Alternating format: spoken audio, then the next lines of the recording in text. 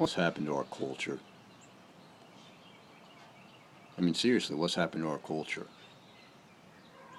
We went from a culture that prized things such as virtue, loathed things such as vice, lifted up concepts like truth. And not just truth, but true truth, as in absolute truth, objective, transcendent truth. And not just those things themselves, but the ability to know such things. To know things like truth, to know things like virtue, to know things like morality, normative ethics, as opposed to descriptive ethics, or what some might say relativism, moral relativism, relativism even in truth. The category of truth doesn't exist with a capital T in postmodernism. I mean, it's trickled down into our society, and look what our society's become. I'm not that old, but my Generation X mentality, even that recognized something like classical pieces of music as something that I ought to enjoy, ought to aspire to when I was younger. Even though no one liked them, there was a sense of obligation that we ought to like such things, that we ought to look up to some sort of standard of beauty. Because, of course, we believed and were taught that it really was beautiful, that there was such a standard, that there was such a thing that existed like objective beauty in music. But now look at what the radio plays. Look at the artists, and I use that term very loosely, of today do. We've completely idolized and lifted up celebrity status as if it itself was the standard of beauty, when everything that those celebrities themselves entail would be the antithesis of what was held as virtue or beauty or truth. The exact opposite of those concepts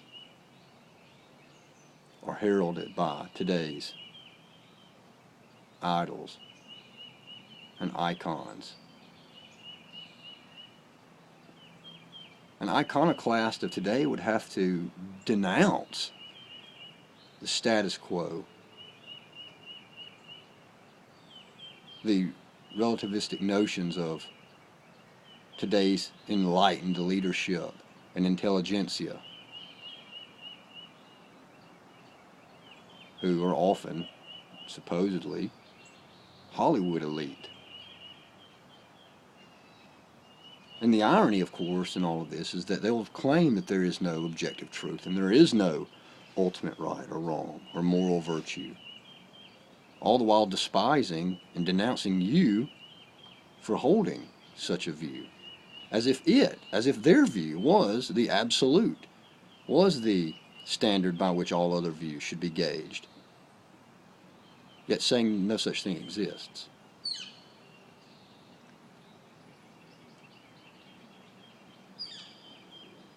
The hearts of men and women have become empty.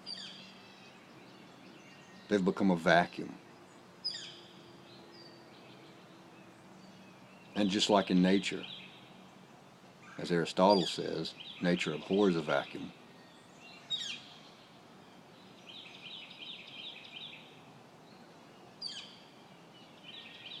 Just like in nature, a vacuum must be filled. And so with the empty hearts of man and woman, it will be filled with the first thing that falls into it, or is sucked into it.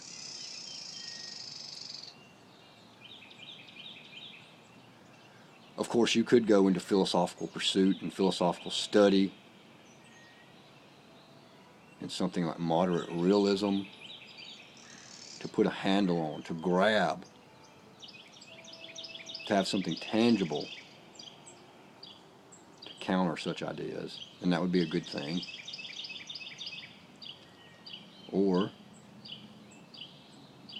more importantly, though not to disqualify the former, you could look to the person of Jesus.